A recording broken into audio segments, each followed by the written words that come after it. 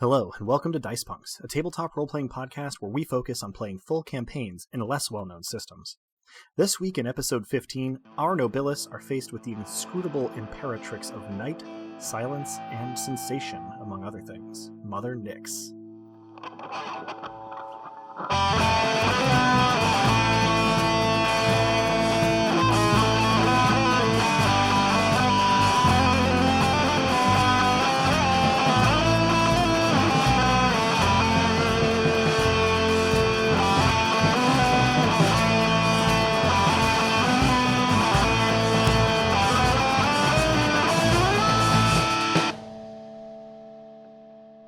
Hello and welcome. I'm Adam, your friendly neighborhood game master, and joining me are...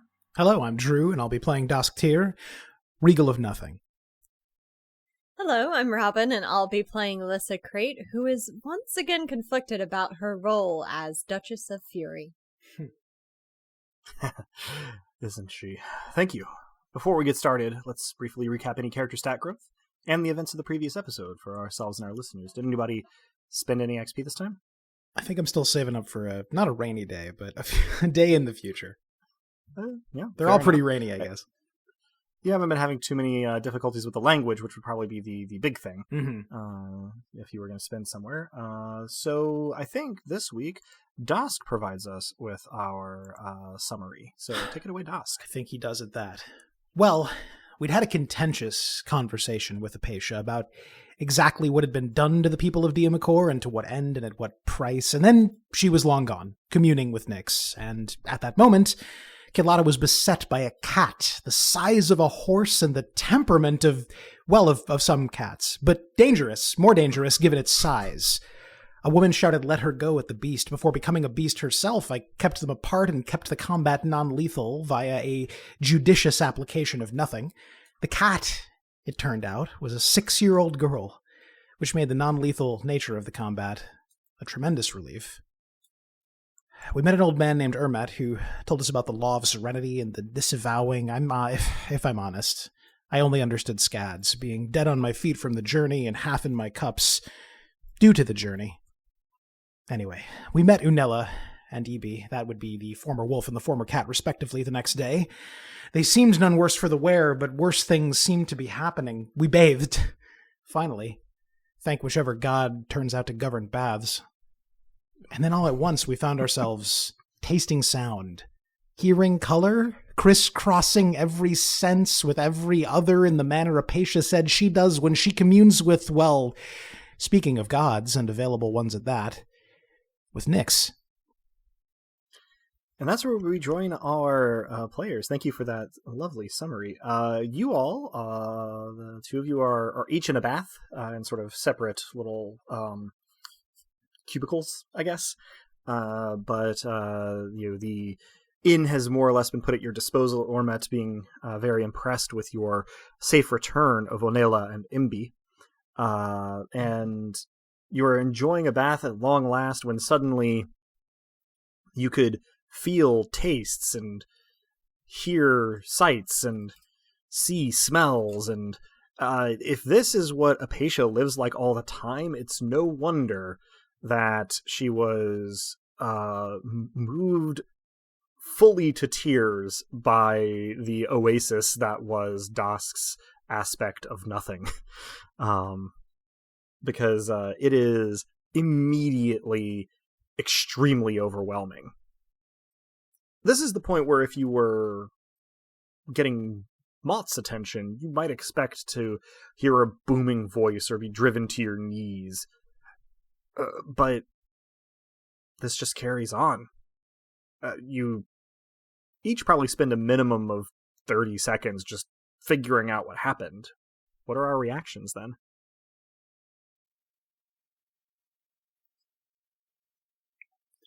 My very first thought is, am I alone in this? Are we aware of each other? Have we been brought to some place together in high sensation, or are we in, deep within our own minds and etc.? How far away are these cubicles, in other words? Yeah, I mean, they're not too far. You don't have a direct line of sight, but you could hear each other speak or splash around, depending on how acute your sense of smell was. Maybe you'd have something going on there, I'm not sure. I probably shout in surprise. like, "Ah!" and then submerge myself and see if that helps get rid of anything. It's super does not. But Dosk, the shout that you hear from Lissa, it looks like ripples on the lake, but in the air, and it feels like somebody squeezing just kind of with their palm and fingers around every part of your body. It smells vaguely warm, like a candle just put out. I respond to the sound with a sound because no words come. I don't try to go down into the water. I try to go up as though there's some possibility I could fly. And the sound that comes out is something along the lines of ha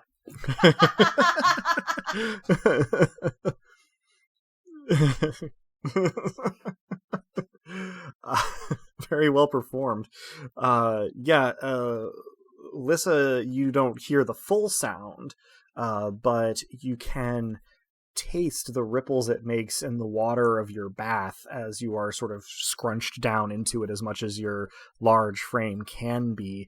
You can also, in addition to feeling where your skin on skin touches as you curl up, you can taste yourself. You can hear the feeling of your arms brushing along your legs. It is too much. Can I dampen this with nothing? In some miraculous way so that I can compose myself before speaking to what I think is close to us? You may certainly try. This would be a creation, I assume? Yeah, I would say this is a lesser creation of nothing, because it's fully local to me and perhaps my bath. Okay, so yeah, my next question was going to be, are you trying to... I'll get you next if this works. So... That would be a level 4 miracle for a lesser creation, which is free to you. Has always been, in fact. Are you gonna put any penetration on it? So I'd be... That's an interesting thought. So if we're interacting with Nyx directly, I'd be attempting to penetrate a deity. None of this demi-deity stuff that is the realm in which we play. Jeez.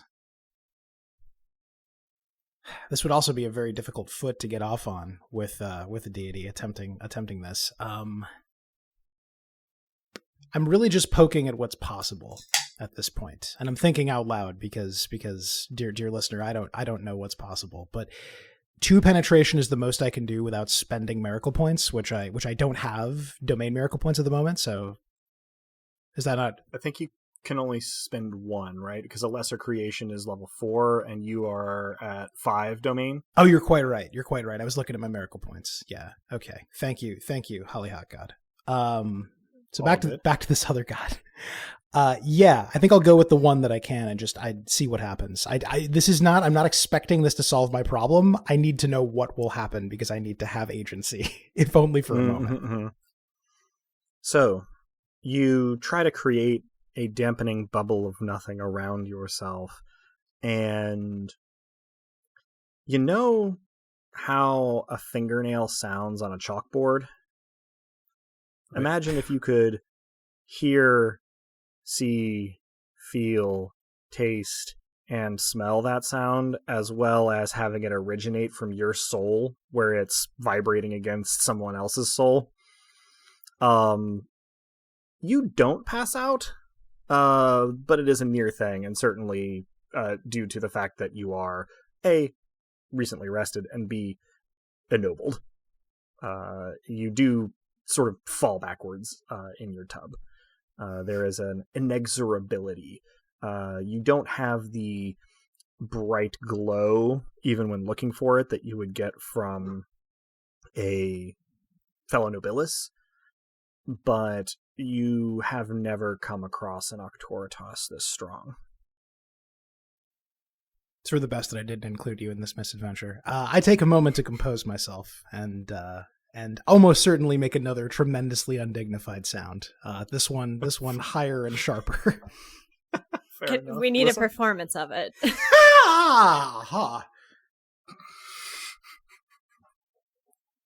Thank you.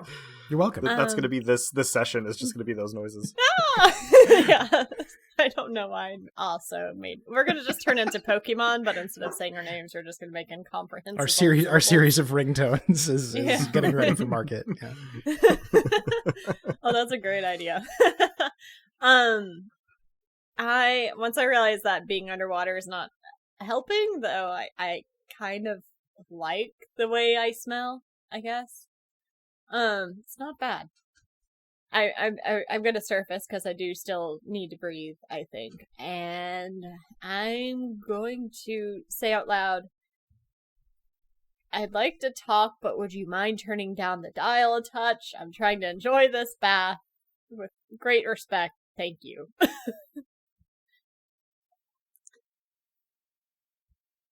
When you finish speaking, there's a beat where it seems like nothing is happening. And then the colors of everything around you go a little bit wonky. They kind of like swirl with an iridescence, like something slicked with oil, and then solidify into just the wrong colors. If you've ever, as a modern analogy, seen somebody working on digital art and use high contrast colors to be able to see all the little elements of their illustration, you get sort of that for a moment, where everything is the wrong color and garishly the wrong color, only it's not limited to sight. It's happening to all of your senses simultaneously. Your skin feels like carpet, your hair like scales, the air around you feels like pudding. Just everything is wrong. And then it bleeds away over the next 3 or 4 seconds. Is it better once it bleeds away, or is it still overwhelming? It's still overwhelming, but it is comparatively less upsetting. I don't know if that's a yes or a no. Hi, nice to meet you. I'm Lissa. So this would actually be a pretty good time for a roll. I am going to give you an option, and I think I know which way you'll go, but you can try to interpret this communication with either knowledge plus lore or sense plus empathy. I have to go with sense plus empathy, because that's a 3 versus a 2. Yeah, roll your 3 for sense plus empathy.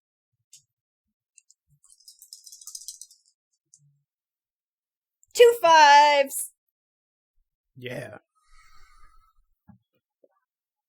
You sort of take a moment to gather your wits, and your mind kind of races through some half-formed thoughts about how this would work as a form of communication, and that seems like it's got to be clearly what it is. If Apatia could communicate with Nyx this way, she's been very clear that Nyx doesn't communicate with words, but rather with these kind of sense things. And so you just kind of try to see what feeling you get from it. And the best you come away with is something between condescension and scorn, but not outright hostility. Didn't mean to offend you. I'm new to this. It's been. How long has it been? Since I became ennobled. Oh, that's a really good question. Alyssa would know this. I would not. Yeah, I'm trying to do the math in my head now. In the vicinity of one of our Earth months, which is to say half a Taraxan month, 30 days or so, maybe. Okay. A little less. Did not mean to offend. It's been not even a month since this has happened. And I kind of gesture to myself. I promise you we mean no harm in being here. It's just that I've been getting a lot of pain from something going on here, and I thought I understood it, but I didn't. And I almost made a mistake. So I'm sure we can work it out, come to some sort of agreement. Roll charm plus graces. 4 dice. And Dusk, any particular thing? You're not experiencing. I'm not hearing any of this. communication. Hearing, am I feeling, rolling at a tasting any of this in disadvantage? the ambient. Oh, I'm sorry. That was 5 dice. You're right. My mistake. Arithmetic is bad. It's okay. No, you are hearing what Lissa is saying out loud, but Sure. not experiencing anything else. Gotcha. No, I do. I know exactly what I'll say, but let's I hear got this 2 roll 5s first. again. Sure. All right. 2 5s. You think you strike a suitably humble tone for speaking to a goddess, and you make your case, and for forgiveness if nothing else, and clemency, and suddenly everything that you are sensing with all of your wires crossed senses is about 70% more pleasant. The colors are richer and sort of more appealing. The sounds are more soothing and more harmonious. The feelings are all somewhere between just very comfy and a little bit stimulating. It kind of shorts out your processing for a moment, and it doesn't subside the way the previous one did relatively quickly. It just sort of like reaches a quick peak and then starts to just taper off slowly over the next few moments. Dusk?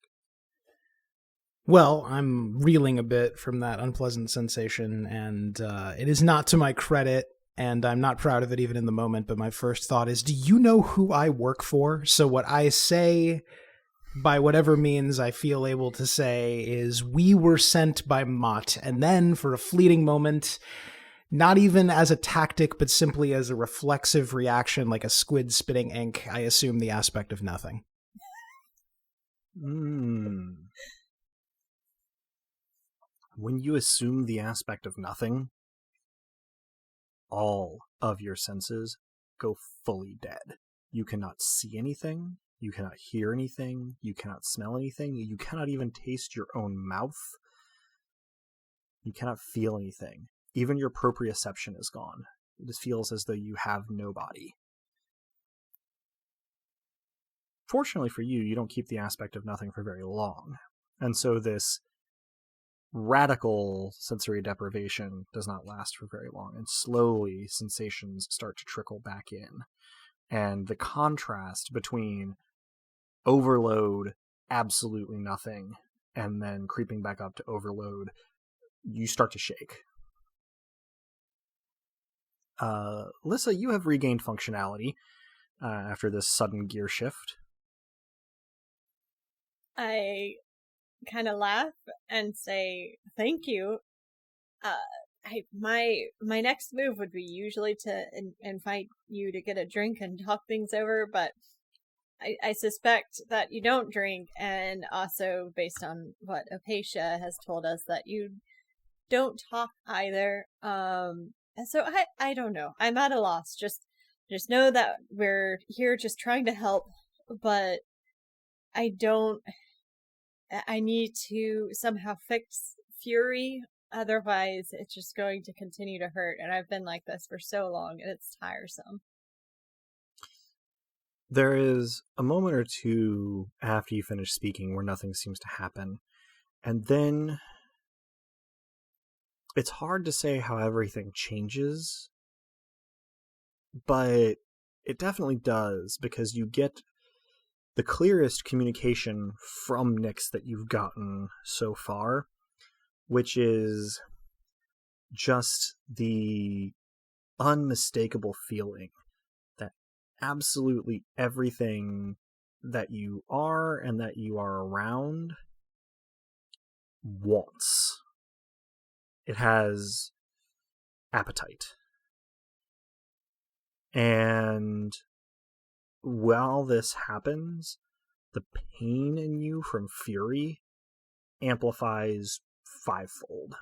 And you're not actually aware of splashing back into the tub on jellied legs, but when the sensations mellow out and you regain a sense of where you are sort of on your back, splayed, kind of in and across the tub, partially submerged with water sloshed kind of everywhere. Dosk, presumably you hear this fall, but if there is anything in particular that you are getting up to before or in response to that, this would be the time. Before that, I'm probably just still recovering from my second extremely unsuccessful attempt at détente. But when I hear it, I start to try to stagger toward it and see if there's something I can do to help. Okay. Yeah, as you are moving, you taste the wood beneath you through the soles of your feet, and you can, smell the door frame as you put a hand on it, and you can hear what your hair looks like slicked with water.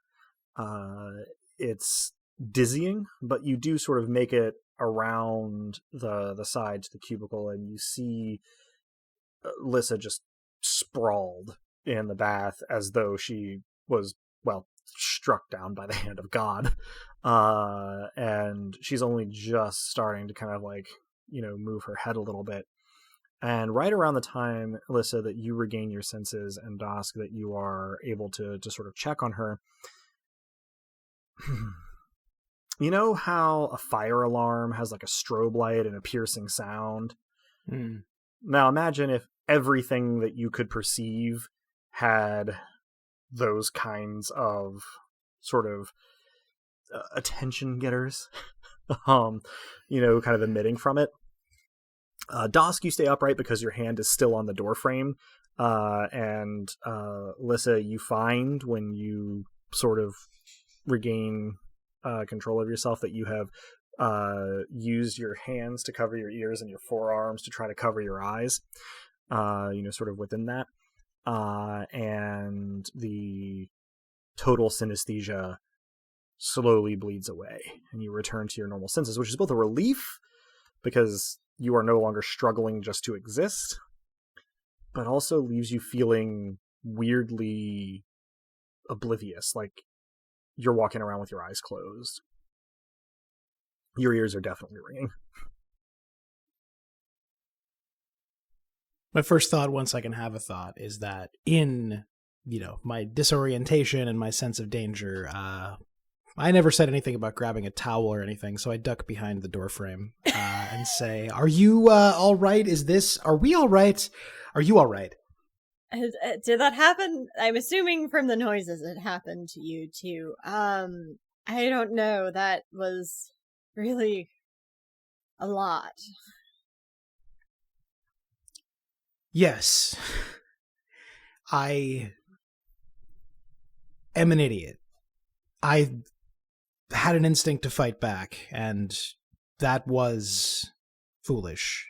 I had no chance. I've never felt anything like that before. I take it you, not an idiot, attempted something more diplomatic. I mean, I asked her to get a drink, but I don't know. I suspect that gods and goddesses and godettes don't drink. But she entertained the offer. It would Yeah. seem. The bath is pretty much ruined for both of you. I'm afraid to say. That's somehow the bitterest pill of all. after days of travel. So, I suppose as we're comparing notes, I say she never let me go. Granted, that may have been largely my fault, but it never got easier. Did it get easier for you? It got easier. And then I don't know. It just I don't know what she thinks of us. I don't think it is necessarily bad at this point, but I'm not sure what to make of that exit. I told her a bit more than I've told anyone here about what's going on, but if anyone can help, it would be the goddess, I guess. Stands to reason. I cannot emphasize the degree to which I got off on the wrong foot, but perhaps you could reintroduce me at some point. I mean, we were speaking not too long ago about switching allegiances, as it were. I may be having second, third, 50th thoughts after that experience. I noticed that Dusk is being very modest by hiding behind the door frame, so I just kind of haphazardly drape a towel over me. Success may vary. It's unclear what's holding the towel up. When I kind of start kind of walking in the direction of where Dusk is, but very noisily, so he knows I'm coming. And it's worth noting that the Diamakor are generally smaller statured, as we've established. So Ornette gave you 4 towels, but it's not like they all fit neatly together into a towel Voltron that can stay seamlessly on you. Oh, my kingdom for a towel Voltron. This became a full Hot Springs episode so suddenly. We finally got the Hot Springs episode. You've been waiting for it, listeners. You've been clamoring. It's here. You've been clamoring, I assume. I have not checked. I assume. Yeah. I kind of make it loud that I'm intending to eventually come where I can make eye contact, because it feels weird just shouting at him, and I'm not especially modest. Right. But I mentioned, hey, like I know you tend to be better with these moments of diplomacy, but when I talk to her about the fact that my domain is kind of under attack from whatever's happening here, everything around me felt like want, and then it hurt again. Speaking as a diplomat, albeit one who recently failed rather spectacularly, it sounds as though that point may be, to her, non-negotiable, which puts us in a very difficult situation. Yeah, I was afraid you were going to say that. I feel like our best chance, and I know how this sounds, our best chance of getting a clear answer is to speak to Apatia again. I step around the corner and kind of raise my hand, so I'm like shielding my eyes from Dusk respectfully, and be like, yeah, I agree. I have at this point found a towel and I'm attempting nonchalance. Leaning against the door frame, but not hiding myself completely, but not, not successfully being as at ease as Lissa. This is probably not super relevant, but it occurs to me that Dusk running over to check on Lissa after her fall probably is the first time you've gotten more than a very piecemeal look at the snake tattoo as well. I didn't think about that. Like I said, it may not be the most important detail here, but I think it's the first time we've had an opportunity to fully describe it during the podcast. Shall we then? So, I mean, what does Dusk see, and what is he polite enough not to mention, but definitely not slick enough not to stare at? So this snake tattoo stretches across her entire body. You probably noticed that from your previous encounters with me that there's 2 heads. One on the side of my head is docile in appearance and more colubrid, so non-venomous. And the one on my hand is slit-eyed and triangular in shape, so a more venomous serpent.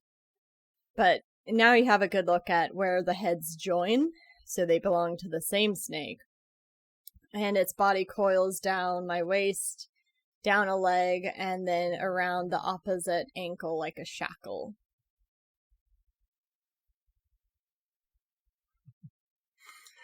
I look and you see me looking, but I do not start a conversation about it. Should I roll in some way to see how much of that I know as far as which snake is venomous and which is not? Okay. It doesn't probably matter at the moment. I'm going to rule that It's pretty obvious. It's honestly pretty obvious. Fair Even if you don't know anything about snakes, you probably can tell from the artistry that one is threatening and one is not. Fair enough. And snakes are probably the third or fourth thing on my mind at this particular moment. So, yeah, things being a bit crazy. I do appreciate the tangent. I apologize if I derailed us a little bit from the momentum you guys had to note. You did no such thing. If anything, that would have stopped me dead, right? Yeah. Just if only for a moment. Maybe not as long in real in-game time as it would have taken to describe that, but certainly it would have been hard not to notice. I catch Doss staring and don't realize it's the tattoo and just whack my eyebrows on him. I am utterly speechless for a moment, and then I say, it's not, I don't, it's so, and then I sort of disappear, like, further into the room in some way. I just laugh and laugh to myself the whole way back to wherever my clothes are. I don't know what I would give to be as at ease about anything as you are about everything. The clothes are in these cubbies, which are in the same room, but you have stored them on opposite walls, so there is at least the illusion of privacy to keep Dosk comfortable. Yeah. Dosk still hears me chuckling baths. to myself as I put my clothes on. Yeah. I've never considered myself modest, exactly. It's just, anyway. I'm just having fun with you. Don't mind it. So, in relatively short order, you are dressed cleaner than you've been in at least a week. And either back in the comfort of your rooms at the inn, down in the common room of the inn, or heading out somewhere else. As your desires take you. What time is it? Probably creeping up on lunch. I'm assuming you guys slept in. Mm-hmm. So, I'm going to say creeping up on lunch. We can go find a Pasha. That's certainly the wisest course as far as I can tell. Are you all right? You seem to have received another jolt to Fury itself. I'm doing fine. I needed that laugh, so thanks for that. You're welcome, I suppose. I'm glad I was good for something in that situation at the very least. I didn't mean I'll drop it. It's fine. You know what I didn't mean. I don't know. You could turn so red. I am walking in the direction we think Apatia is in at a furious clip. Yeah, I mean, the last time you saw her, she was sitting by that statue that seemed to be kind of both of and not of her in front of the temple complex with the headwaters of the small river that runs through the canyon and down eventually into the lake. The word power walk is an anachronism, but that's what I'm doing. Sure. Yeah. You guys wave to Ormet on your way out. He's keeping the room for you. Heading out into Kilada, it remains twilight. It never gets quite light enough in this canyon that the stars are fully invisible. You can always see at least the few brightest ones. And yet, after the time you spent in Fermata, it's like, oh yeah, this is like late morning, creeping up on noon. It feels much easier to tell the time, given your experiences, judging the time of day solely by the levels of activity, as in Fermata. And you make your way to the main drag, next to the river, and you head back into the canyon towards the statue. And it's a fairly uneventful trip. The city is full of activity, as it was on your first trip through. Some more people sort of seem to recognize you and kind of like nod or even give sort of small bows in your direction, which here is a form of somewhat formal greeting rather than a form of sort of respect from a inferior to a superior. But mostly you go unremarked. When you come to the statue plaza, you do see Apatia. She does not seem to have moved from her spot, although her posture has changed. She has gone from a relatively serene, meditating posture to, well, the word that comes, or the phrase that comes to mind right away is huddled in a ball. She is on her side. Her arms are looped loosely around her knees, which are drawn up almost to her chest. Her head is drawn down a little, although not into a tight fetal position. And she appears to be either unconscious or kind of limp. There are people around. They don't really seem to be paying any mind to her, though. I rush over to her and I move to touch her, but think twice about it, considering everything that happened while I was taking a bath. Right. Instead, very softly whisper her name. Apatia, are you okay? You almost miss it, because you aren't touching her. But she trembles for a moment when you say her name and ask your question, but otherwise does not give any particular response. Dusk, do the thing, do the thing. The thing? Oh, the thing! The thing!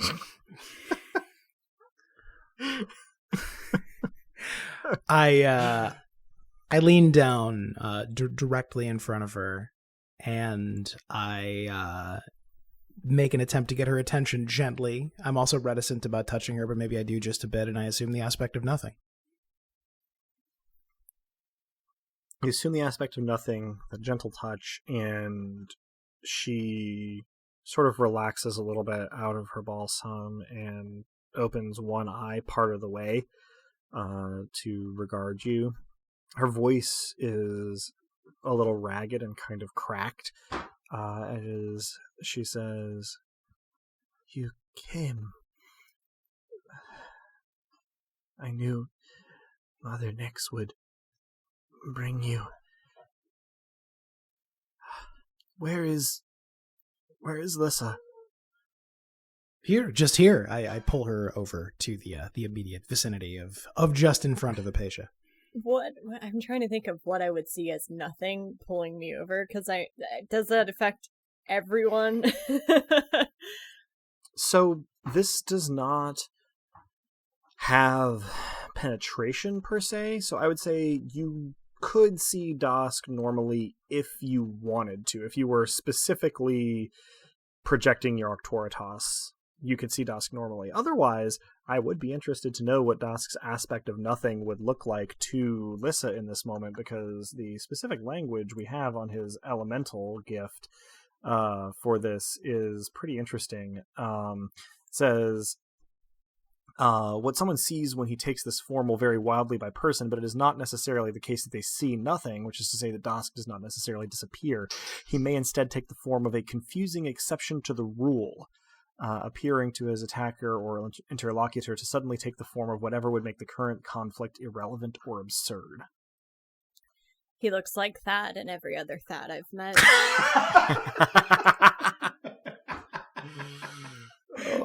A null set. And I have to squint at him for a moment to, without realizing, and I project my toric toss and I can actually see him. And then I kind of shake it off and say, I'm here, Apatia. In the moment before you shake it off, you see me give you a look that says, unmistakably, "Do you lift?"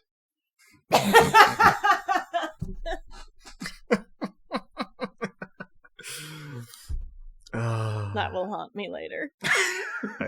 This is why I tip my hat. I will remind you, I don't know this. I have no idea what people see when they look at me while I'm doing this. So yeah, it's like when you have a dream about someone and they're a jerk to you, and you're mad at them when you wake up, and they don't know. Yeah.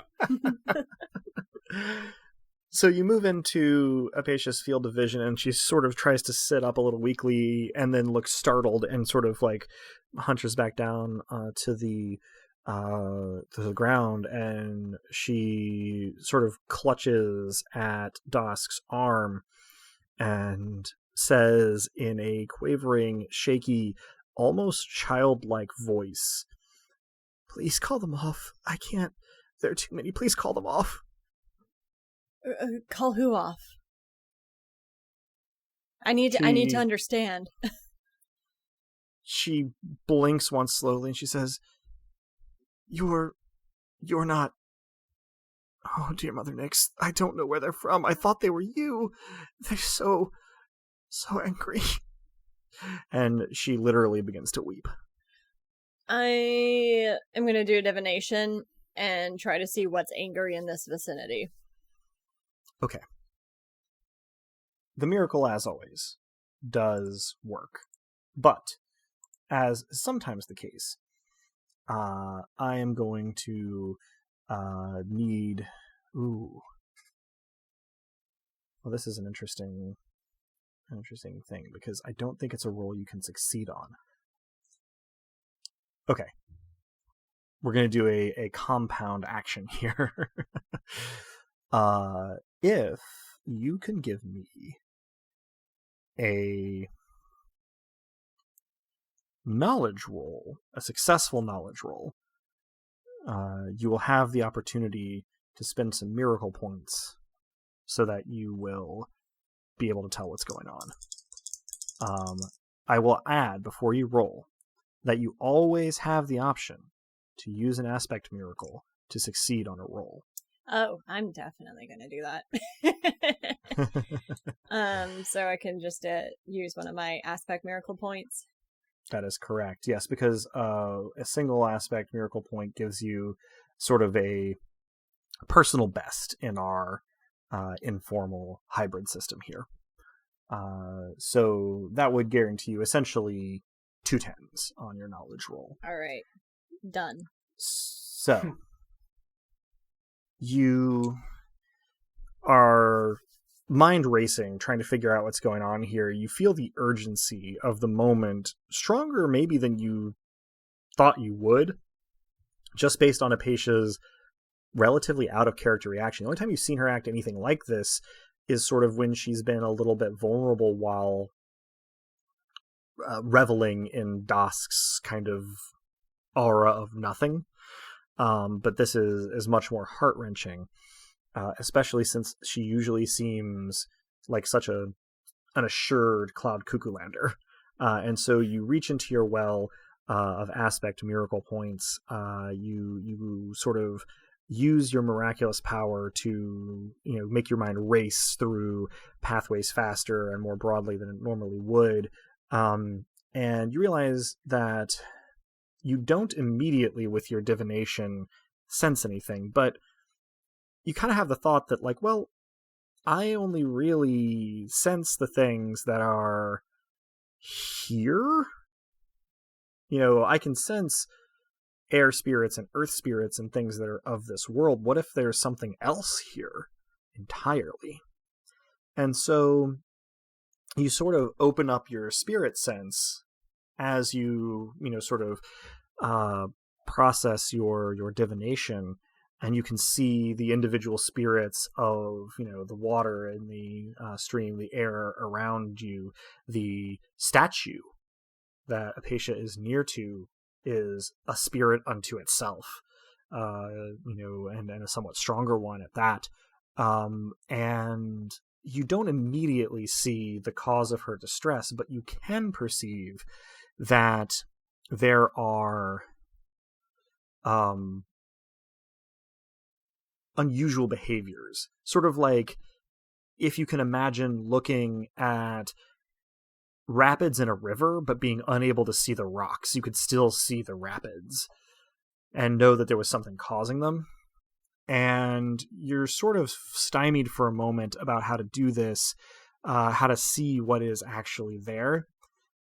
And so you kind of grit your teeth and you just dig down. And you have the option here to spend 2 spirit miracle points to sort of pierce the veil, as it were, with your spirit sight. I'm going to spend them because this is valuable information. We got to figure out where... We mentioned that the animal spirits are around, but we need to figure out how to see them if we're going to impact anything. So you sort of...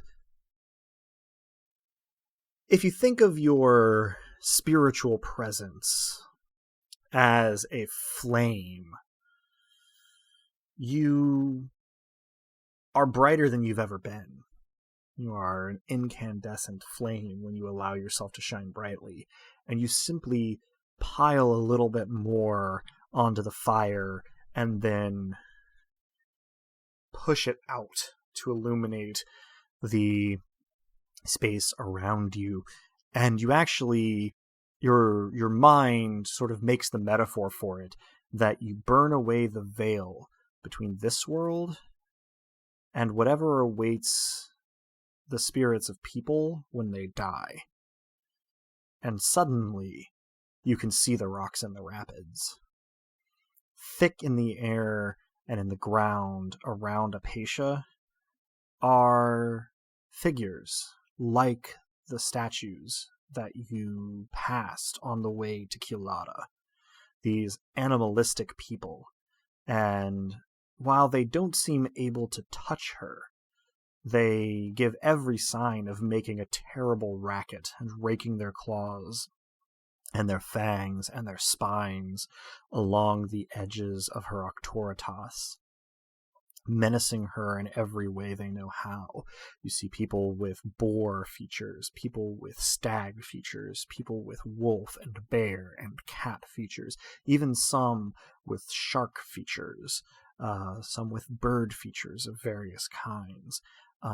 There are an uncountable number of them, not only because there are a lot of them, but because they sort of, well, they don't take up physical space. They overlap a lot. They move in and out of one another, beyond and past one another. You don't have the tools in your mind or in your senses to see them clearly, but at a conservative estimate, there are thousands. There is nowhere in a 360-degree arc, in a sphere around you, that you can look and not see them, although it's probably only the ones that are closest to Apatia that are causing her distress.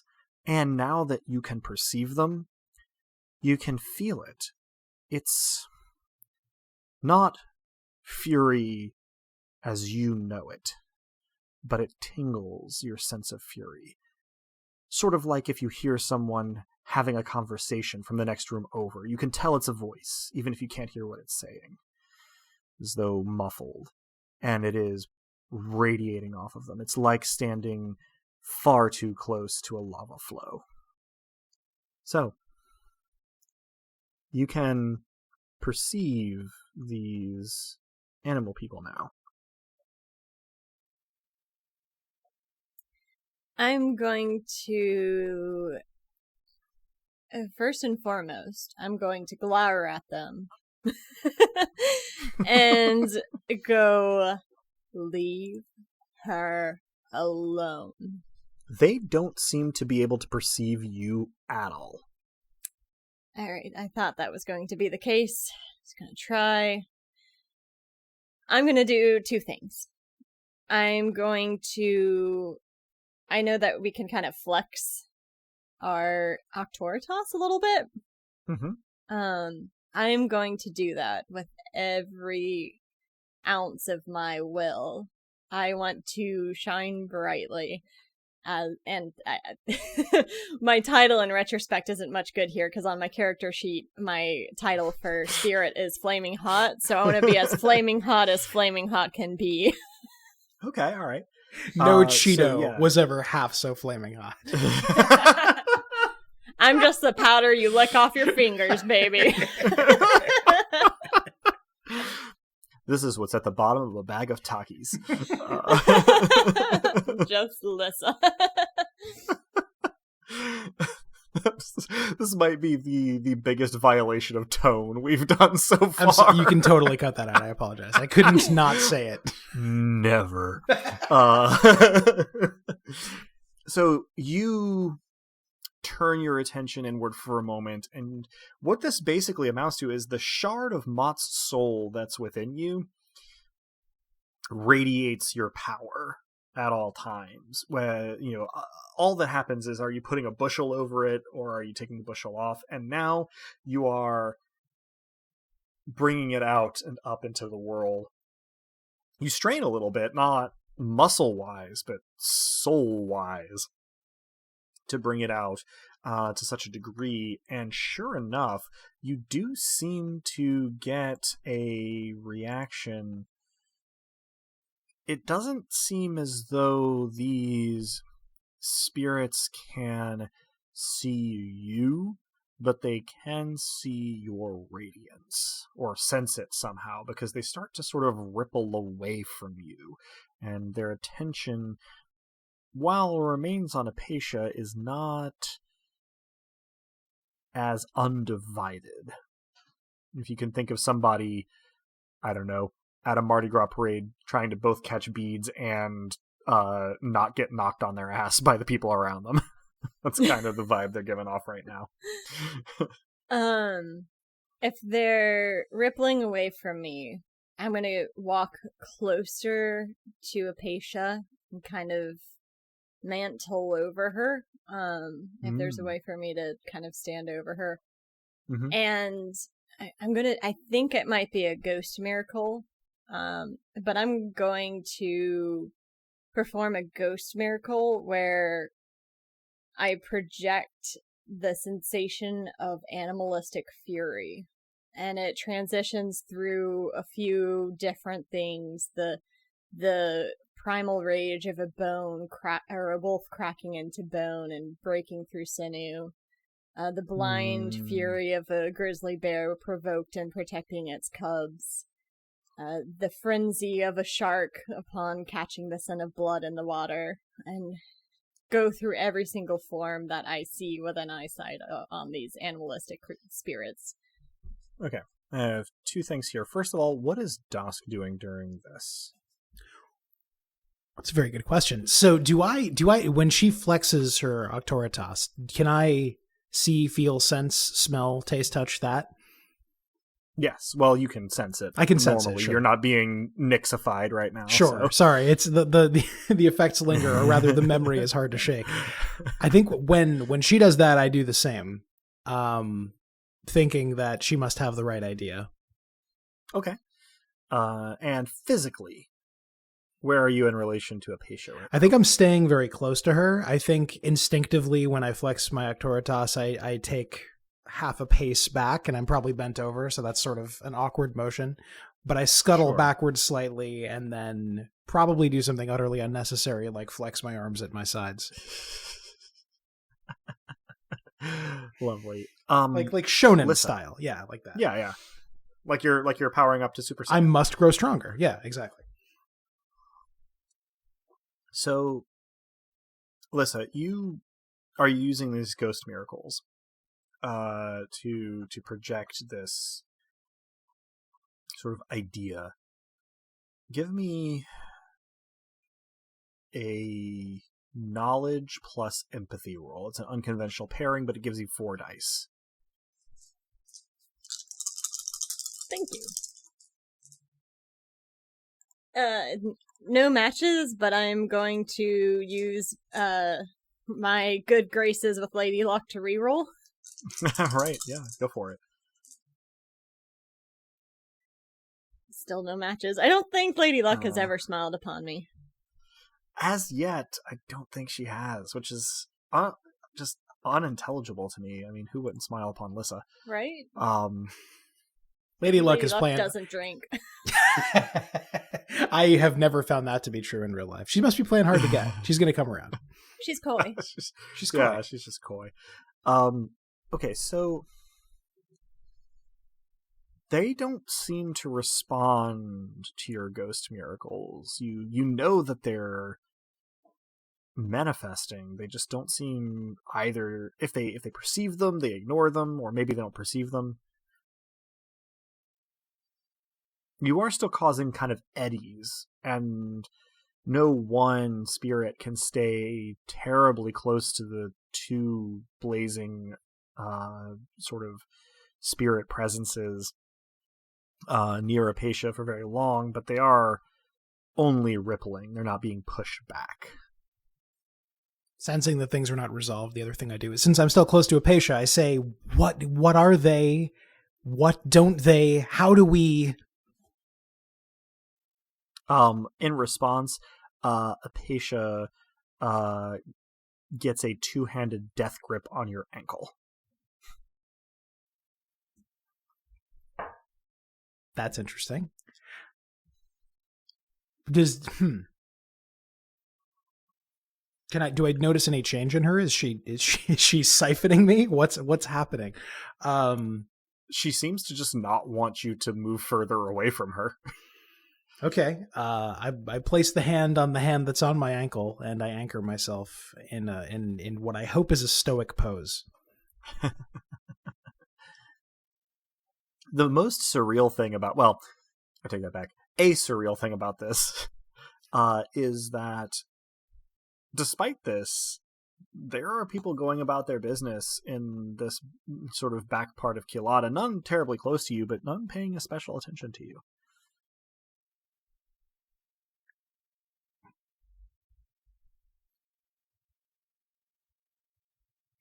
I still can't sense these things at all, right? Like I know Lissa's Correct. dealing with something, but I have no way to know what. That is correct. You can see the responses that Lissa and Apatia have. Sure. To various actions, and Lissa, you can still perceive these things, and you've reached something of an equilibrium where they sort of cycle in and then out and then in and then out and kind of like an eddy kind of towards you. They're not directly antagonizing Apatia quite so fervently as they were, thanks to your presence. But yeah, they don't seem able to, for whatever reason, they're not responding to your ghost miracles. If I use my sight, what do I see? If I see beyond the physical world? You see the spirits of the world seemingly normal, except for disturbances among them that you can't really account for. You have to assume are made by this, whatever Lissa is seeing. Sure. I still see the rapids, not the rocks. I gotcha. Correct. I am going to look down at Apatia and say, I see them now, but they're not responding to me.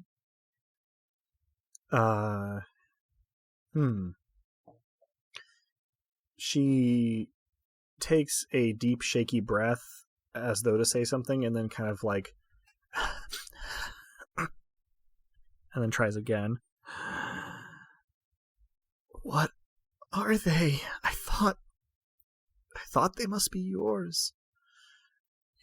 They're not mine. They look like the statues we passed on the way here, and they're everywhere.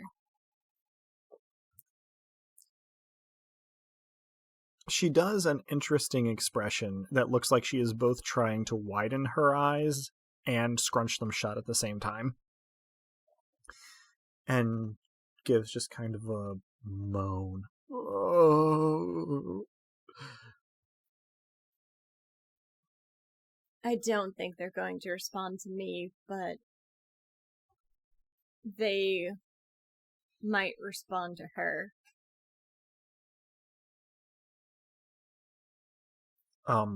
Apatia seems at first like she has not understood you. But then she sort of takes another one of those deep, shaky breaths and starts to mutter under her breath, and you can catch the words Mother Nyx underneath. Nothing immediately happens, though, so is there anything in particular that either of you want to do while Apatia apparently prays? I join her in prayer, and I realize as I'm trying to call out to Nyx that I don't know how to call out to Nyx. So the closest thing I can do is recall the way that I rebounded off of her when I tried to resist, and I try to project the inverse of that. And I know that Nyx does not hear words, so I don't use words. I do everything I can to feel a sensation and reverse it. Anything in particular, Alyssa? I probably, upon hearing her muttering and praying, try to reassure a patient, say, don't worry, I'm not going to, unless we need to, but I don't understand how to reach them. I don't know what to do, and I'm trying. You reassure Apatia.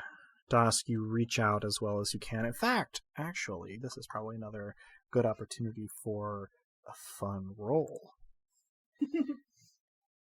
All rolls are fun when you're the GM. Must be nice. Dusk. I just looked at your character sheet. Would you give me a sense plus eerie roll? Oh no. All right. Yeah, I'll roll 2 dice. That was the saddest sound of the universe. You are not gonna. I will photograph this for proof, but that is 2 10s. Oh, wow! Way to go. I probably just peeked out. Oh no, I didn't. Good. The sad little sound of 2 dice and then victory. Wow. Yeah. Oh, None sweeter. just amazing. Yeah. So Lady Luck likes you. I guess. Yeah. you are trying to modulate your spiritual presence in the way that you described, and you liken it to the sort of arcane noise canceling that you did on the ship. And you feel it both physically and spiritually when you click in. You know you've got it. And for a moment, you see Nyx. It's not as though this might date this comparison might date this episode. It's not as though you see the tall lady from the new Resident Evil game in front of you. It's nothing quite so mundane, but you are in a twilit city, and you suddenly perceive, any given place you look, the presence of Nyx. The stars are in her eyes, and the darkness is in her hair and clothes. It's uncanny, to say the least, but she is heartbreakingly beautiful. In fact, you come away from your moment of insight with the deep conviction that Nyx and Diamacor are not two things. If Diamacor is the body, Nyx is the spirit. And the awareness sort of passes. Your mind can't contain it and everything else you need to pay attention to. But before it passes, you do feel her drawing closer. And this is where both of you, being attuned currently to spiritual sight, basically have to cover your eyes, both literally and metaphorically in a spiritual sense, because the whole of your locale is consumed in an incandescent darkness.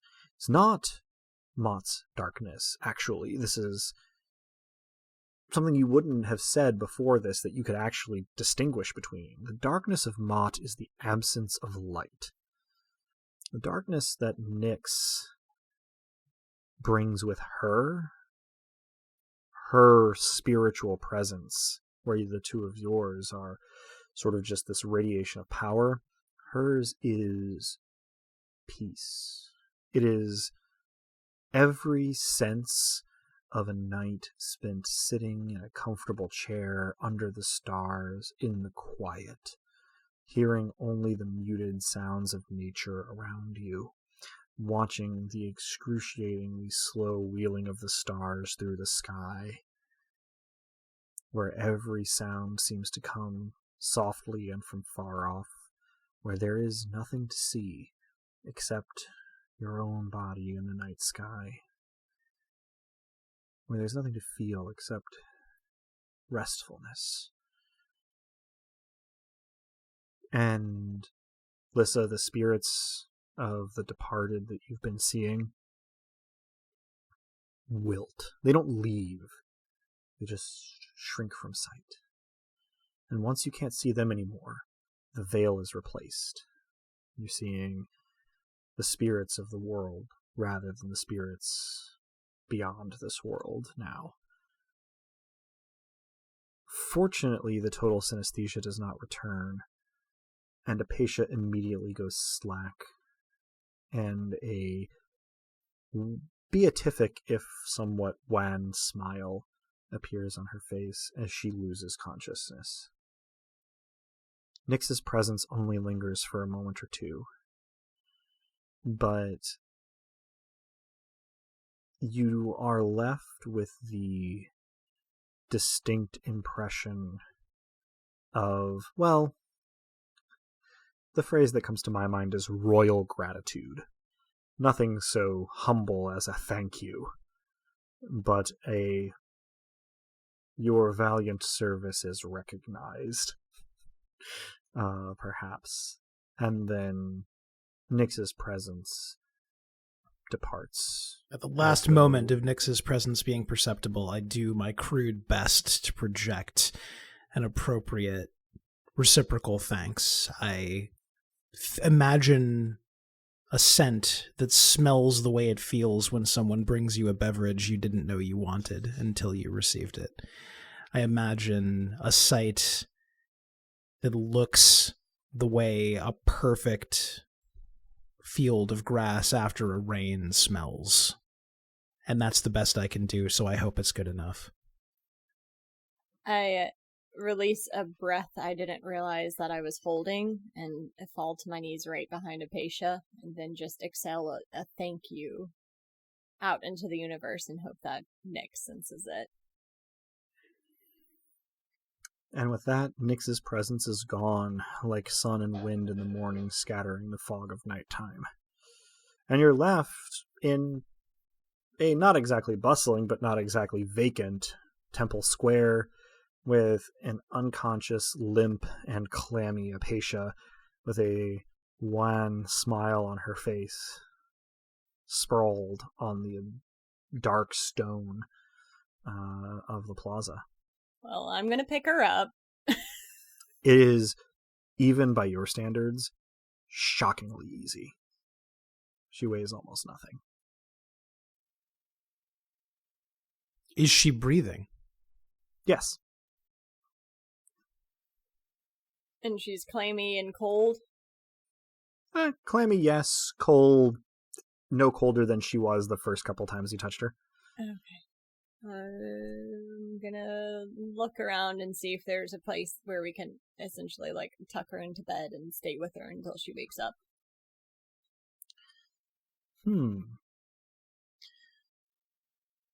Unless she has quarters in the temple, there are no inns or hostels or wayhouses close by this part of town. I'm going into the temple. Okay. You carry Apatia and walk on into the temple. I would assume here that Dusk is following. Very much so, yeah. Okay. You stride into the temple. Nobody takes particular notice of you until you're a few steps in. The temple itself is an interesting construction. We've already discussed how it's very unique from the outside. But the entryway, and there is only one at the ground floor, is grandly embellished, but actually quite small. It's not really any bigger than the entryway to your mansion back in Fermata. The decor, however, at a glance, it's hard to tell at this distance if it is silver or chrome or platinum, but the night sky is replicated in the arched vault of the ceiling. The whole thing is carved out of the rock. There is wooden furnishing, but none of the structural elements are brought in. There are statues on either side that are kind of abstract, but vaguely human in appearance and extremely graceful. Their proportions are kind of wrong for humans, but in a way that is aesthetically pleasing. There are, at the end of this little entryway, sort of like there's a T-junction and hallways go off to either side, and then there are large oak doors with, like, burned-in designs that are, at first, thoroughly abstract, but then what you realize you are seeing are scenes, sort of almost tapestry-like, being depicted on the doors, but all of the figures are unsketched constellations. So, if you look, you can if you look, you can see that there are recognizable configurations of stars just as points rather than connected by lines and into illustrations and shapes. And if you can recognize the constellations, you can see how they are interacting with one another. But otherwise, it just looks like burned in points scattered and dusted over these two large doors. There are two priests, acolytes, custodian stewards, you're not sure. But people who seem to belong here, dressed not terribly differently from other citizens of Kilata, standing at the far end, and when they see you enter with Apatia held in your arms, they look at each other and then look at you, and the shorter of the two steps forward, bows slightly in greeting, says something extremely rapid in Diamach. The only word that either of you catch in there is greetings, and then gestures down the right-hand hallway. Good enough for me. Yeah, we go that way. All right, you turn right, and this seems to be sort of residences for the frequently coming and going. You pass a few people going the other way. You see people coming in and out of doors, and it's relatively easy to spot Apatia's. It's all the way at the end of the hallway, which is quite a ways away. But the door itself is decorated entirely with stylized birds in flight, carved in relief and then gilt into the wooden door. And none of the other doors on the hallway are decorated in anything approaching this way. You open it, and very simple, not Spartan exactly, but certainly verging on sparse quarters greet you. There's a comfortable, if not amazingly large bed with relatively fine bedding, and a small but well-used writing desk, and then a window seat. And that's basically it, other than a wardrobe. I, gesture to Dosk, even though Apatia is light enough for me to shift into one arm, most likely. I'm not going to risk failing to support her adequately. So I gesture to Dosk to kind of pull back the sheets so we can tuck her in, and make a wry comment about how I've gotten way too good at helping unconscious people recover from whatever ailments have been occurring. It seems to be a new specialty of yours. Of course, and I'm pulling back the sheets as I say it. Yeah, you get Apatia into her bed, and she seems much less...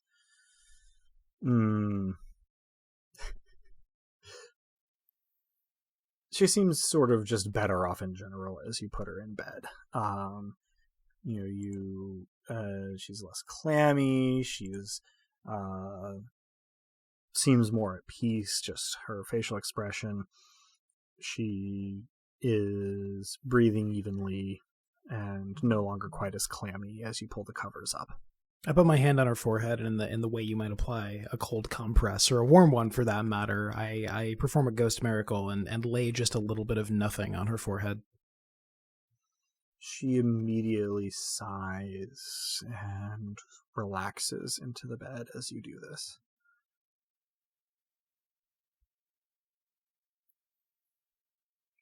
Well, I guess we've got nothing to do but wait for her to recover. During this time, I bring Dosk up to speed on what I saw and how many. And once I get past that, I probably get back to conversation, which is worth role playing here. Mm-hmm. But I'm going to say that I think that these are the souls of the people who were here before. I had to cross across a veil in order to see them, and they would avoid me a little bit, but they would not acknowledge me, and they didn't seem to recognize my ghost miracles. They seem to exist solely in some sort of spiritual place. Real quick point of order before you reply. Dusk, do you at any time attempt to remove your hand from Apatia's forehead? Yes. She whimpers as soon as you do. I stick Dusk's hand back on her forehead.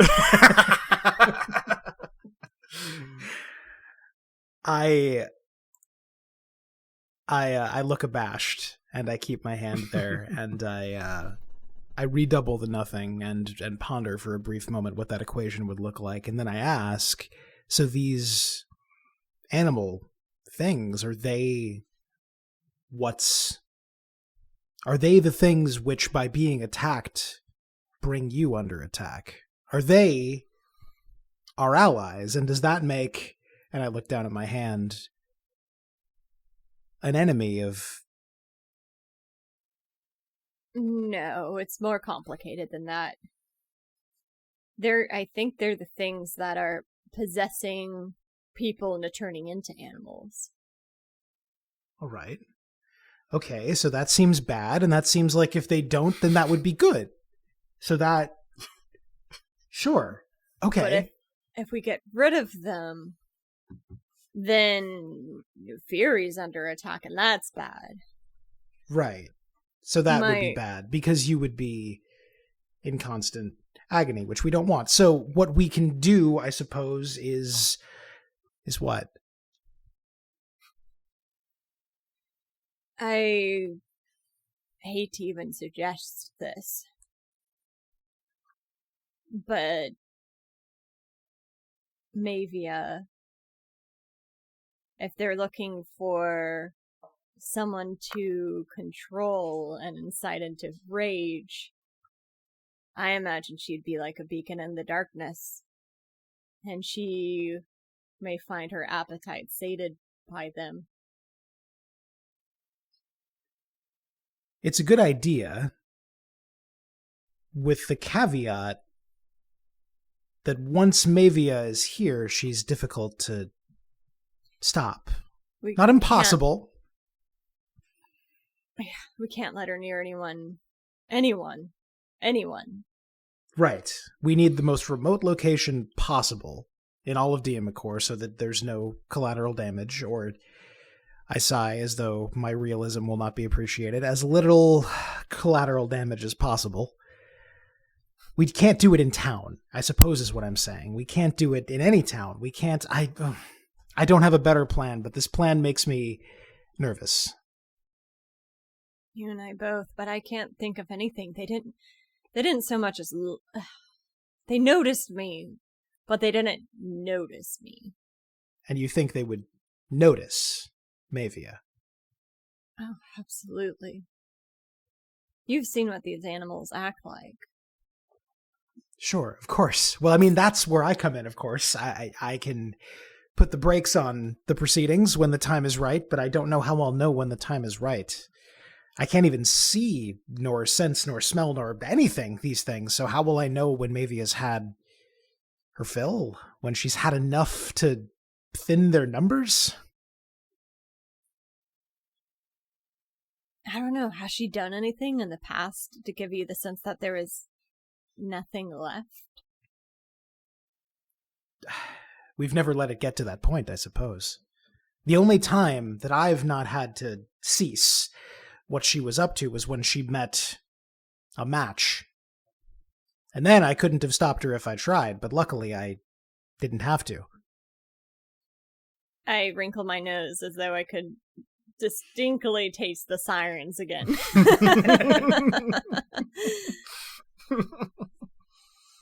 I wonder if Apatia might be willing and also of assistance. I don't want her to see me that way, but she does seem to have a way of calming the giant creature, so maybe she could be of use with Mavia. That seems reasonable. The two of us together, certainly. I mean, if I've done it by myself before, and if she's got the abilities that she has, then sure, yeah. Yes. I try to sound more confident than I feel. You feel Apatia stir under your hand for just a moment, and by the time you are looking down at her, you are watching her sink her teeth into the meat of your, like, kind of thumb here, kind of below where your thumb joint is, and you're able to pull your hand away if you want, but she is seems to be settling into relatively happily just kind of lap down some of the blood from your hand. My arm tenses, but I do not pull my hand away. Usually you ask for consent with that sort of thing. She does not seem to be awake, so... I agree with you in spirit, most certainly. I think we're feeding a sleeping person, and this is a novel situation. I'm not clear on what my expectations should be. She still seems to be... Should I worry that she's going to take it all? I'm still worried about that. Did she hit an artery? No, I mean, not yet. I mean, if you start to feel lightheaded, let me know and I'll intervene. But if you're comfortable with it, by all means. I can't remember the last time I was comfortable, but this seems fine.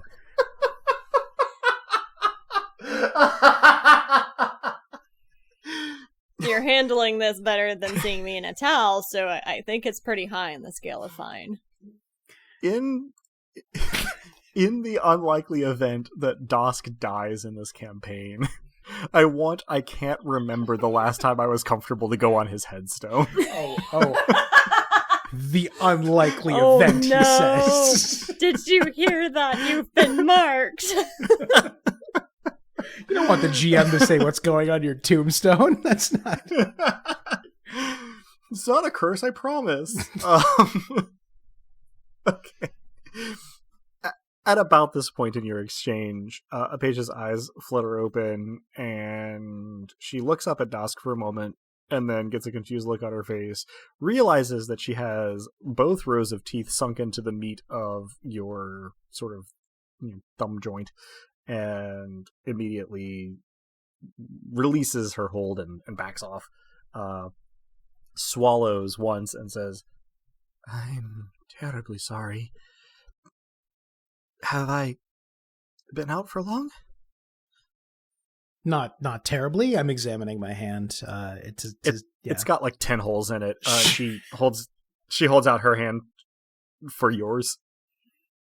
I hesitate a moment and then give it to her. She very tenderly places like 4 kisses on the affected area, covering your wounds, and they are gone when she pulls away.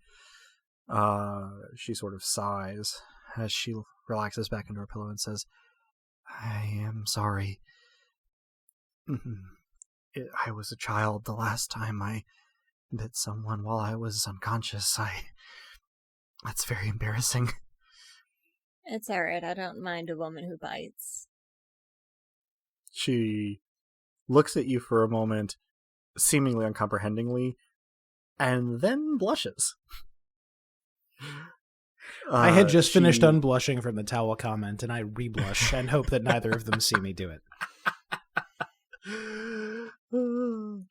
She sort of pushes herself up into a sitting position against the headboard of her bed and says, I thank you for coming to my aid.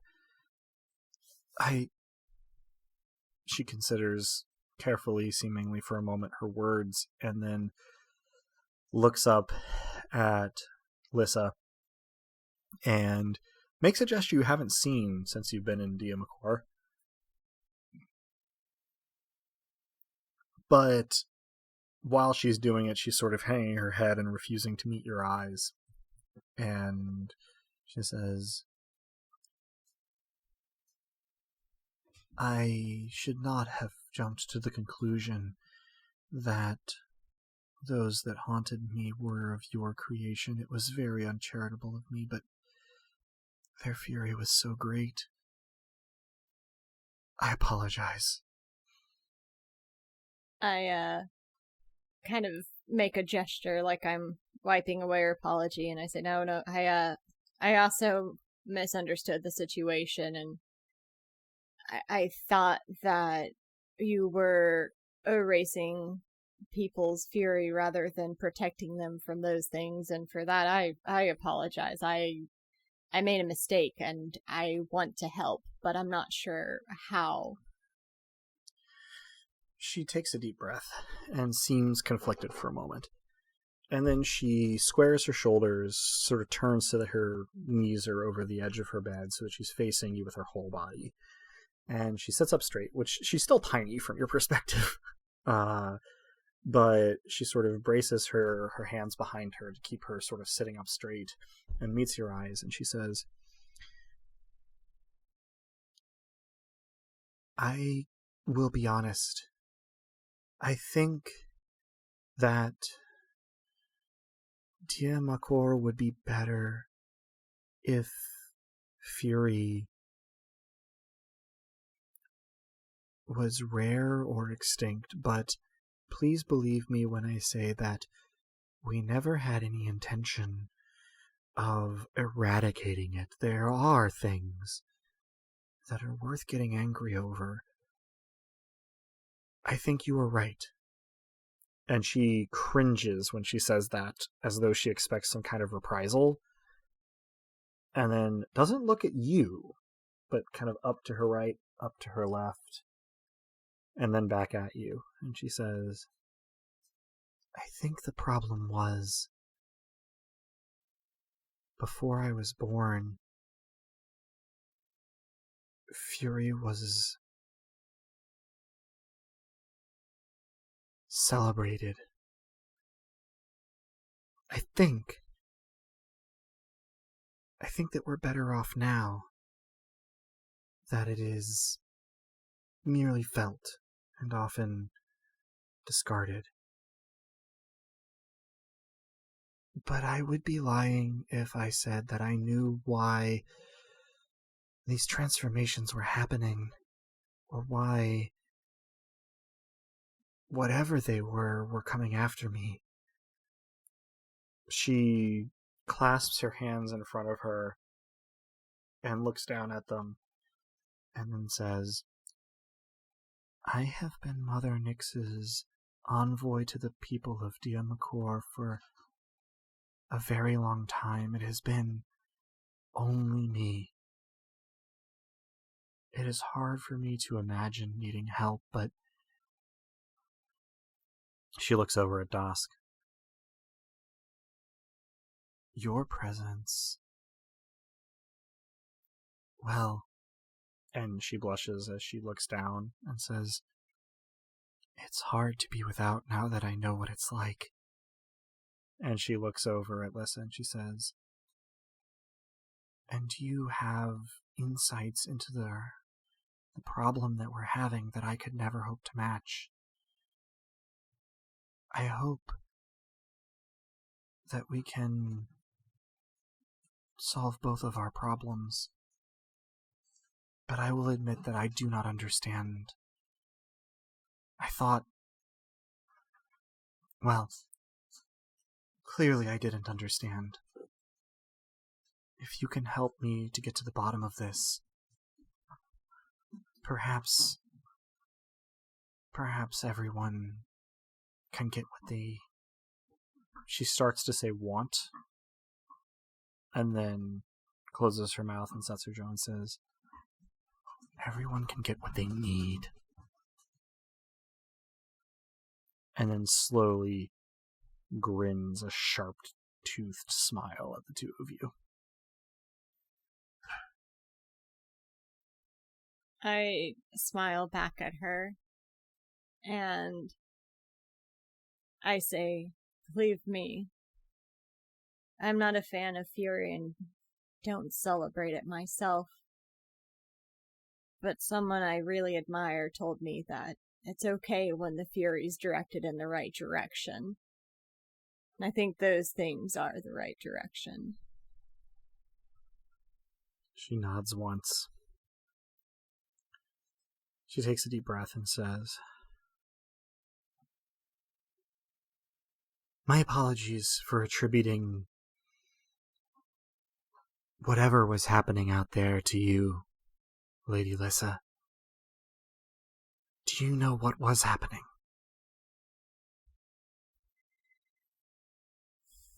You don't need to apologize, Radiant Apatia.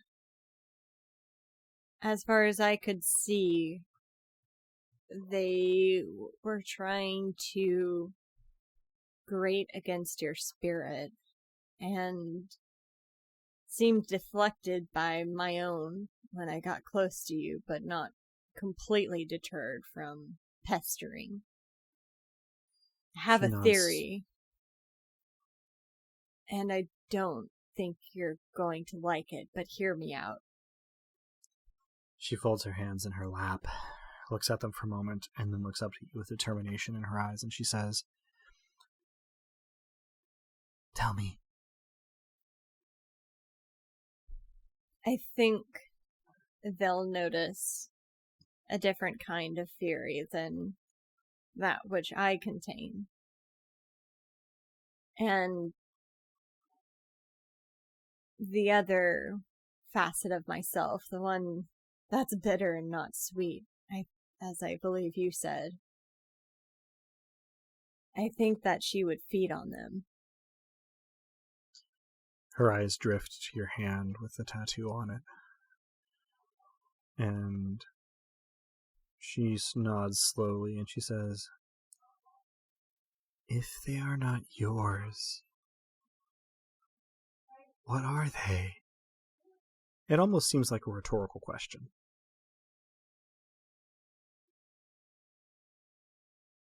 "You said they looked like the statues. Is that right?" That's right. She leans back, seems displeased, and she says, "In Diamakor, in old times, before my birth, Mother Nyx was not forgotten, but neither was she revered." She holds out an open hand toward Dusk. I take it with the hand that has been depunctured. She gives you a toothy, genuine smile and turns back to Lyssa. She says, "In those times, before my time, ancestors were revered, prayed to, sacrificed to. The mightier in battle, the better. I fear that might be who you saw. I did not know the dead could touch the world of the living, but I would give dearly to know how it is that they affect the living." She looks thoughtful for a moment, and then holds your gaze, Lyssa, and says, "You ran toward Ivy when she changed. How did you know where she was?" I felt her.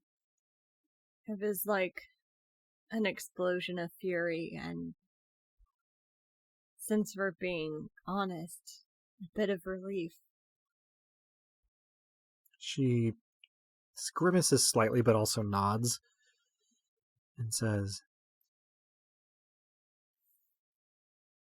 "I think perhaps that there is a threshold of anger past which the ancestors can reach through the veil. Perhaps when someone becomes angry enough,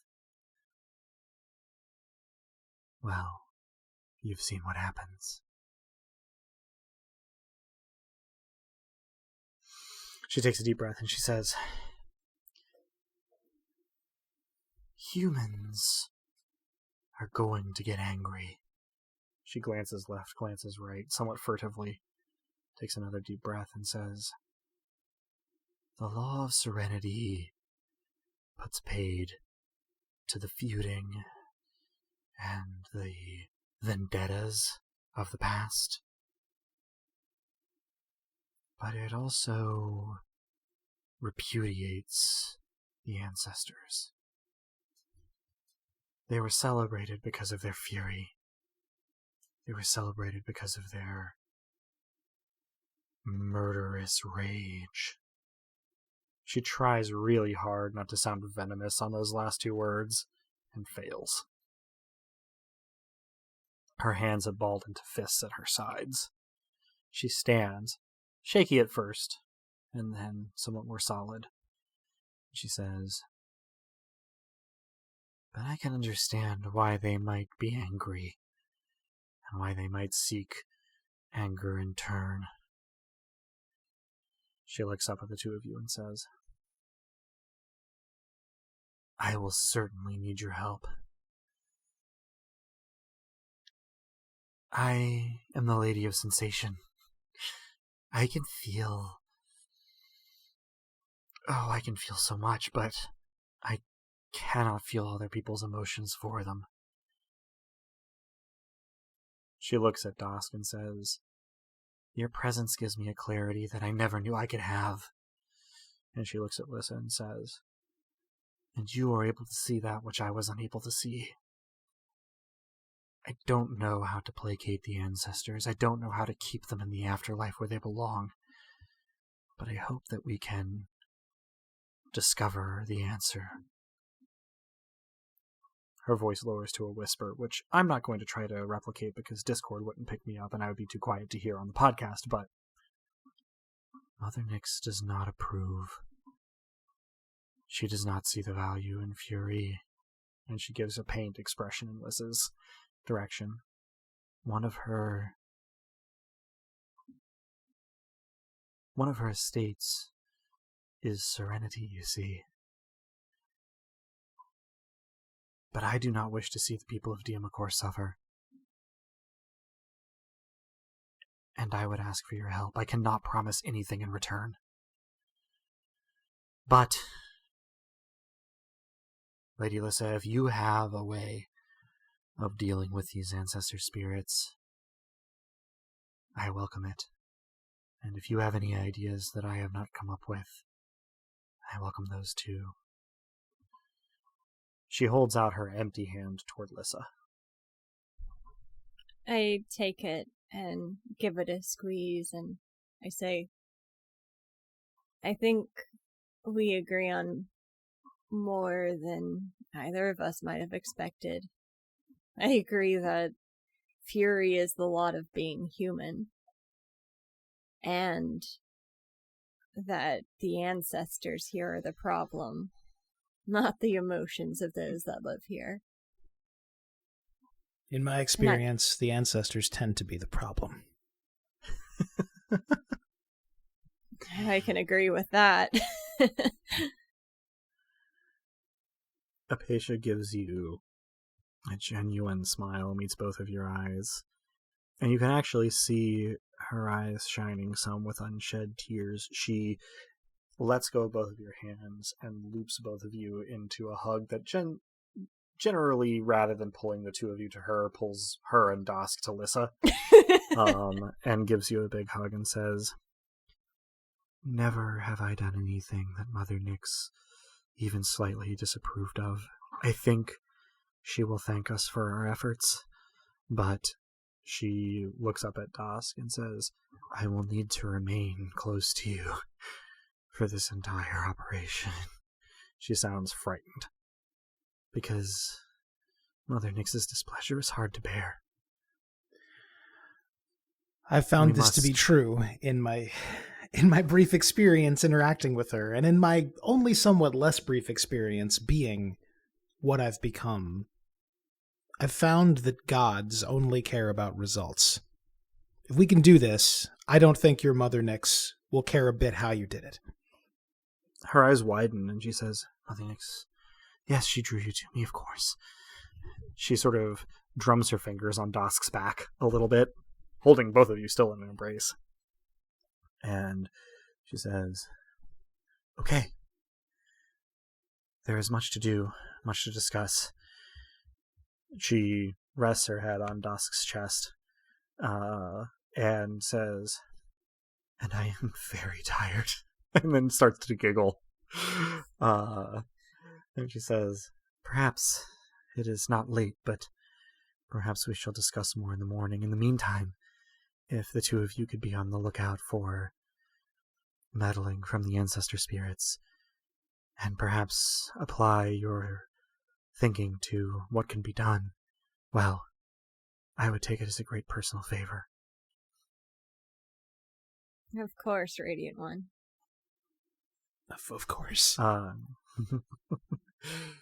She, smiles at you again and says, I am not used to saying this, but I must rest. I do not wish to keep you here,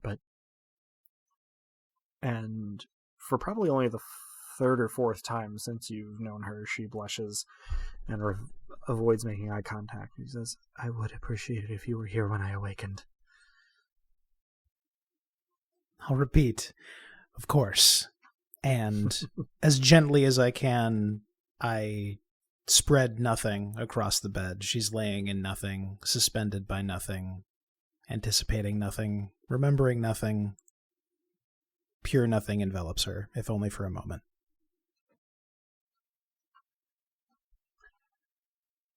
With that, she drops off to sleep immediately, as though she hadn't slept in weeks. My promise to be there when she wakes dies on my lips, and I'm still responding to that when I look at Dosk, look at Apatia, and then just turn and kind of walk out of the room awkwardly.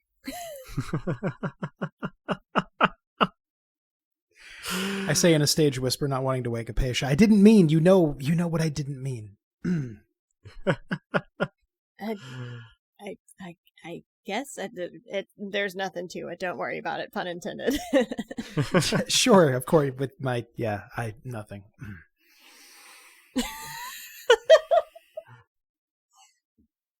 So would I be correct then? And Alyssa leaves Dosk watching over Apatia. Oh, so one of us has to stay. We don't have to just be back when. Oh, yeah. That's why I was asking. I didn't know what the plan was. I was asking for clarification, not trying to steer you. I was unclear on that. I just thought we had to be back when she woke up. I mean, that very well may be the case. Sorry, I was not speaking very clearly. I just was trying to get clarification on what the two of you were doing. That's all. Hey.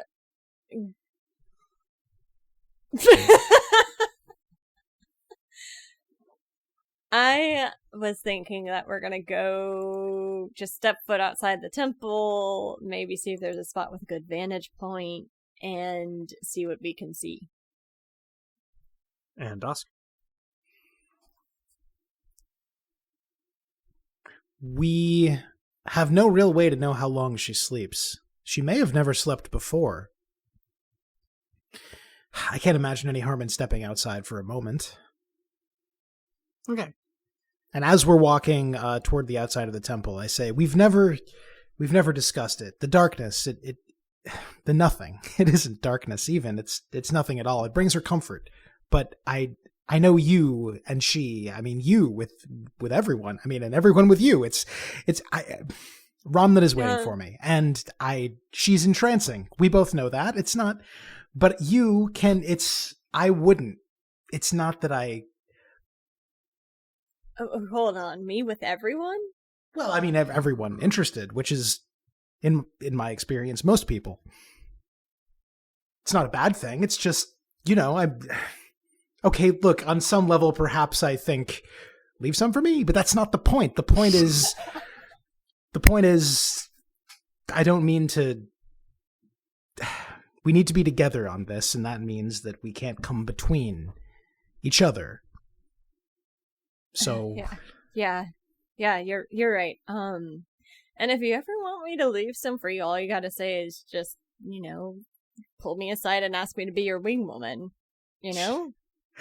I don't doubt you'd be very good in the part. I haven't wanted for anything. That's my point. It's just, she's different. We've never met anything like her. I'm still not sure what it is she's like, actually. Did she say born? Does she not remember her life before Nyx? That's neither here nor there. Actually, it's very much here, but it's separate from what we're currently talking about, which is I am not... When I comfort her, it's not an aggression to you. I hope you know that. I don't take it personally. I think I believe you. I hope you do. It's fine, and I guess I've been pretty obvious, more so than normal, with my flirtations, but it's only because she's been a bright spot in the darkness as of late. Rather literally. I mean, that was quite an entrance. Quite. And I hasten to repeat, when I say you and I didn't mean that as there's no insult. It's just your beloved of all. It's just, we should keep walking. I would Dosk on the back, and then just kind of chuckle to myself. You've been walking this whole time. You've come out of the temple, and you're looking at sort of the progress of afternoon, which in this case is kind of a deepening twilight. And standing on the steps of the Grand Temple, looking out at the canyon, and, if I don't miss my mark, feeling relatively companionable in this moment as the stars start to shine brighter overhead, and the whole valley seems for now to be serene.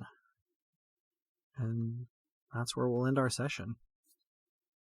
If I could say one more thing in character, it would be, I'm a gibbering idiot sometimes, but this is nice. And there's no one else in creation I'd rather be going through this with.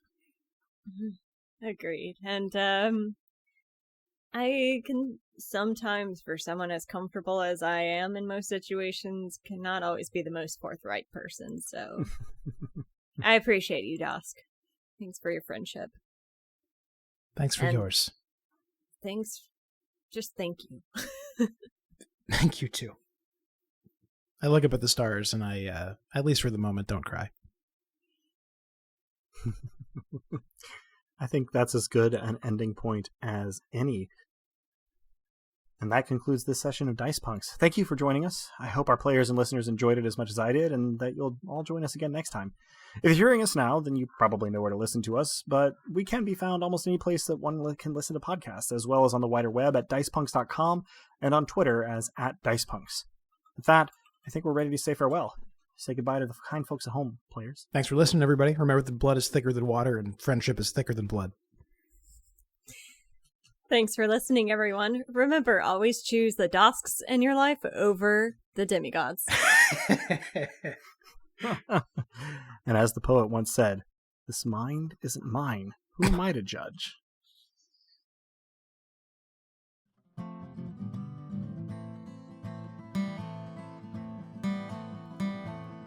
Thank you, dear listeners, for tuning in, and stick around through the admin stuff. There's a bath-related Dask fact waiting for you at the end of it. The songs in this episode, Theme of the Dice Punks in its acoustic version, were written and recorded by the Regal of Nothing himself, Drew. Cover art is by Joanne, illustrious spook mistress of our Halloween one-shot. Site design and graphics for dicepunks.com are by Robin, the player behind Lissa, the irrepressible Duchess of Fury. Rain and the one-roll engine it runs on were created by Greg Stolze, whose work can be found in, well, a frankly astonishing number of cool places, but I'll point you toward gregstolze.com. Nobilis was created by Jenna Caterin Moran and can be found alongside much of her other really intriguing work both in and outside of tabletop roleplaying at afarinsunlessland.wordpress.com. Links to both systems and authors can be found on the Punk Grimoire section of our website, dicepunks.com. Thank you so much for listening. If you liked what you heard, well, that's reward enough on its own, really, but if you're so inclined, you can help us out by rating and reviewing us wherever you listen to us, telling your friends who you think would like us to give us a listen, and even by heading over to our Patreon at patreon.com/dicepunks. We have fun rewards available to backers, including a patron-only Discord, and access to the Dice Peaks After Show for episodes 1 and following.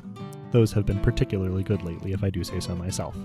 Regardless, we hope you'll tune in again, and until then, remember, subtlety is for cowards.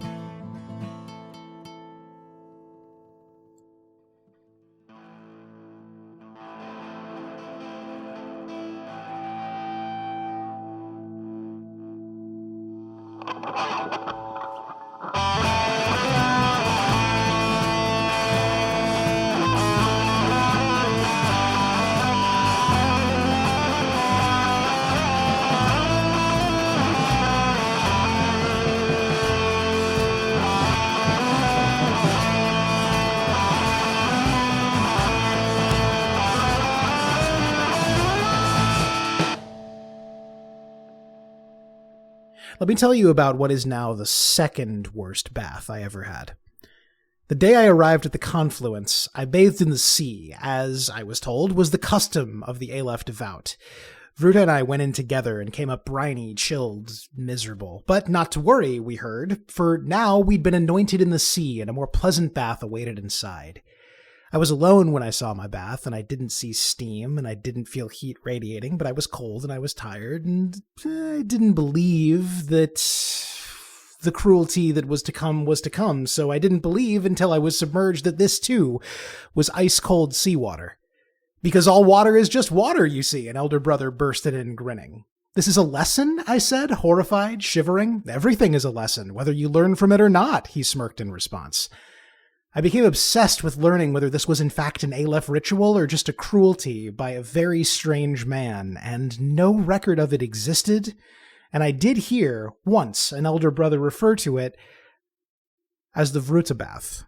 So it may have been invented specifically to hurt someone I care about, which, in short, made it a very bad bath. It's a Doskvogt.